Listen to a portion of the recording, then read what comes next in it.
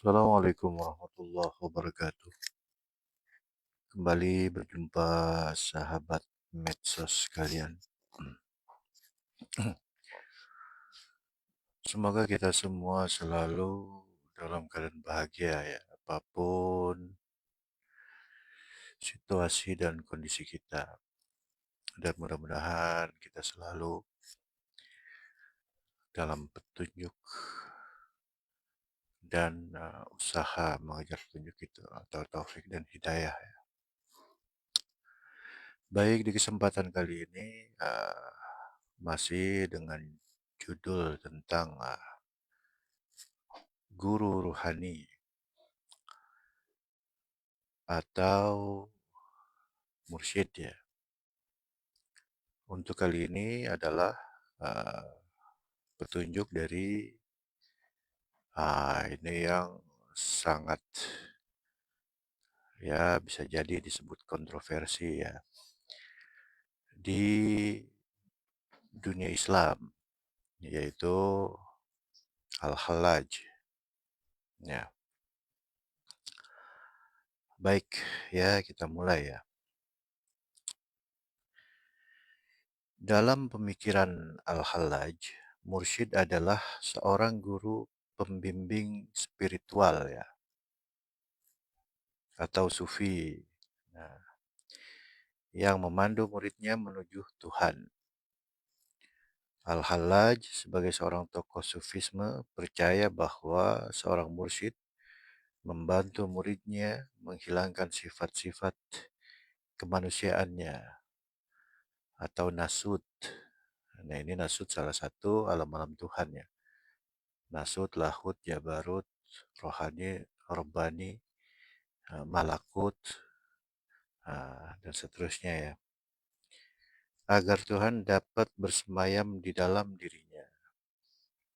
Memang ekstrim bahasanya ini. Agar Tuhan dapat bersemayam di dalam dirinya. Nah, menurut Al-Hallaj, tugas mursyid atau pembimbing rohani sampai titik itu. Ya gampangnya bahasa-bahasa garingannya dari petunjuk-petunjuk yang sebelumnya, baik dari Imam Ghazali, baik dari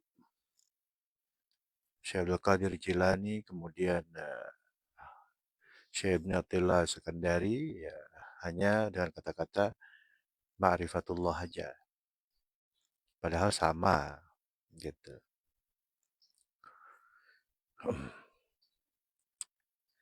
Kemudian di sini ada dibagi-bagi penjelasan ya. Mursyid sebagai pemimpin spiritual. Mursyid dalam konteks Al-Hallaj adalah seorang guru pembimbing yang memiliki peran penting dalam perjalanan spiritual seorang murid. Ya, syarat utama itu. Maksud Al-Hallaj gitu. Kemudian yang kedua, mursyid sebagai penghubung murid dengan Tuhan. Ya, penghantar ya. Ibarat listrik di rumah kita itu nyala melalui rangkaian-rangkaian dari pusat pembangkit listrik terdekat. Tapi itu sifatnya penghantar, bukan pengantar ya. Penghantar gitu. Nah, penghantar itu jika misalkan kabel listrik saya ini nggak usah jauh-jauh, yang di pusat pembangkit listriknya yang di sini aja putus kabelnya. Ya sudah, lampu tidak nyala. Nah, itu penghantar. Ya seperti itu ya.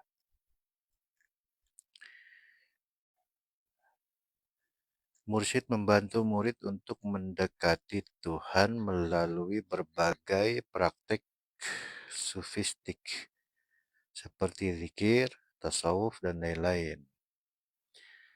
Ya, padahal syarat rukunnya ini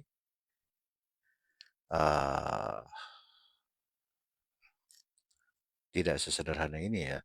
Maksudnya tahap pertama itu ya bayat, kemudian masuk pada sistem ah,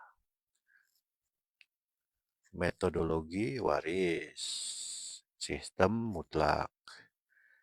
Ya, metodologi itu kan cara yang waris. Ya, Nabi dibayat, Nabi Isa kan dibaptis, kemudian Hindu Buddha dikenal dengan istilah apa lagi tuh? Kan itu agama-agama samawi di masanya kan? Ya, di masanya ya.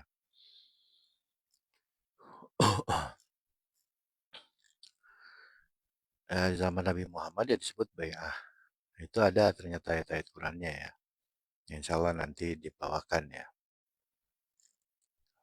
Nah, kemudian apa bagian dari metodologi itu?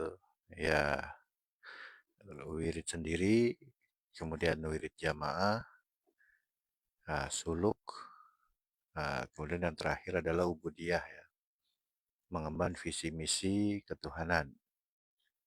Ya, seperti itu ya.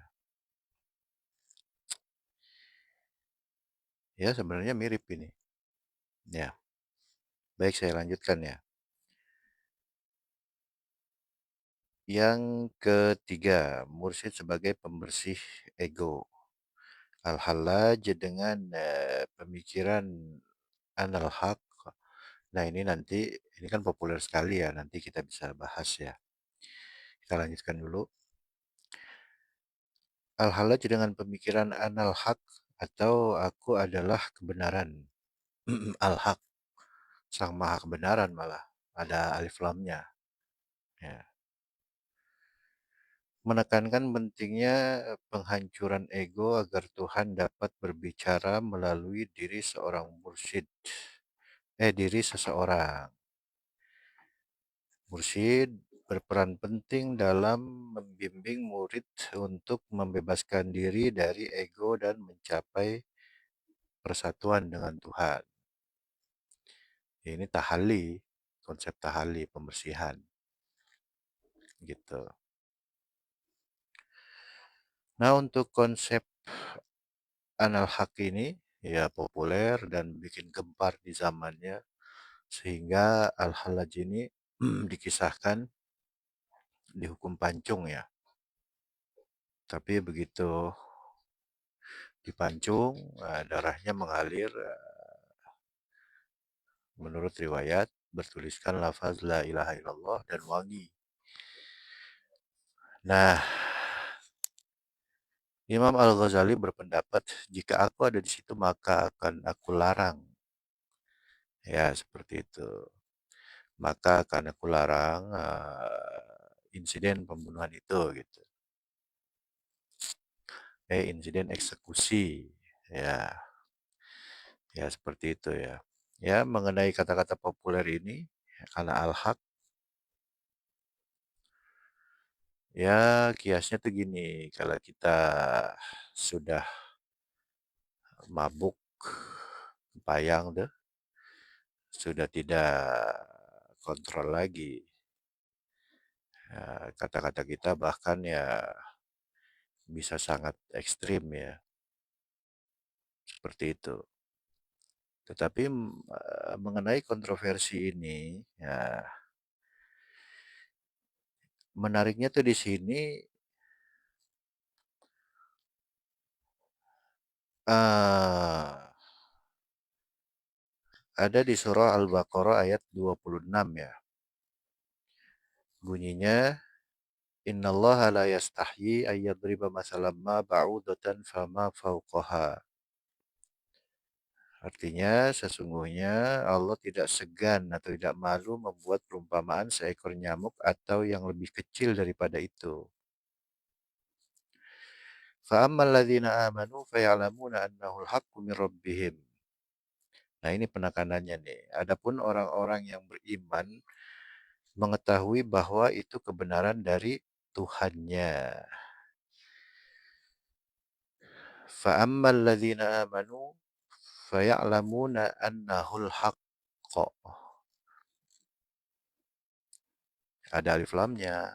annahu al-haqqo. Annahu itu hu-nya kembali dari yadriba masalam ma ba'udah, yaitu membuat perumpamaan dari seekor nyamuk. Nah, untuk orang-orang beriman itu paham betul bahwa itu ya kebenaran dari Allah. Itu nyamuk, ya apalagi manusia kan gitu. Ya, tapi memang ya kata-katanya ini melampaui anak al-haq gitu. Kata-kata al-halaj ini bisa dibilang sangat ekstrim lah ya. Ya seperti itu. Tapi dengan kontroversi ini maka akan terlihat ya dengan nyamuk ayat ini aja, dengan nyamuk maka uh, akan terlihat mana yang beriman, mana yang kufur ya. Nah, lanjutan ayatnya adalah wa ammal ladzina kafaru fayaquluna madza aradallahu bihadza masala. Adapun yang kafir, akan tetapi orang-orang kafir berkata, apa maksud Allah dengan perumpamaan ini? Ya Allah mau ngapain sih bikin nyamuk begitu? Kenapa ya? Karena hatinya tertutup. Kafir itu kan tertutup ya. Ya seperti itu. Ya. Nah, kemudian penegasannya yudhillu bihi katsira. Yang dengan perumpamaan nyamuk itu disesatkan banyak ya. Maksudnya jadi kelihatan mana yang nggak terima, mana yang terima gitu. Kalau bahasa di sini, bahasa Qurannya, bahasa Allah tuh, mana yang iman, mana yang kafir, mana yang terbuka, mana yang tertutup, mana yang hati ada nurnya, mana hati yang nggak ada nurnya, mana yang hati terang, mana yang hati gelap. Wah, dari sini kelihatan, gitu. Wayah di bihi katsira, ya, dan juga jadi bahan petunjuk,